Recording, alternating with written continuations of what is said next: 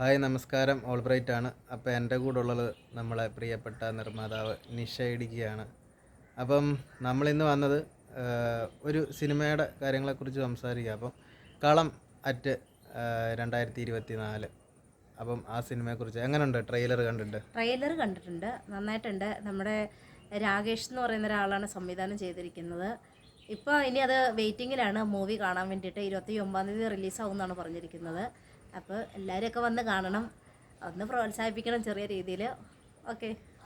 അപ്പം അദ്ദേഹത്തിൻ്റെ പരിമിതികൾ വെച്ച് പലരും ഇൻ്റർവ്യൂ കണ്ടു കാണും. അദ്ദേഹത്തിൻ്റെ പരിമിതികൾ വെച്ചിട്ട് ചെയ്തൊരു സിനിമയാണ്. വലിയ ബഡ്ജറ്റൊന്നുമല്ല, എങ്കിലും അവരെ കൊണ്ട് കഴിയുന്ന രീതിയിൽ നല്ല രീതിയിൽ അത് മേക്ക് ചെയ്തിട്ടുണ്ട്.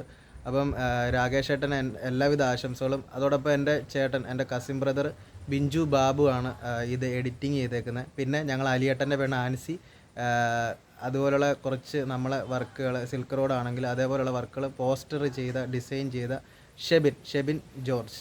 അപ്പോൾ ഷെബിൻ ക്യാമറോ അതാണ് പുള്ളിയുടെ നെയിം. അപ്പം ഷെബിനും ഇതിൻ്റെ അകത്ത് പോസ്റ്റർ ചെയ്തിട്ടുണ്ട്. അപ്പോൾ ഈ ടീമിന് എല്ലാവർക്കും ഒരുപാട് സന്തോഷം.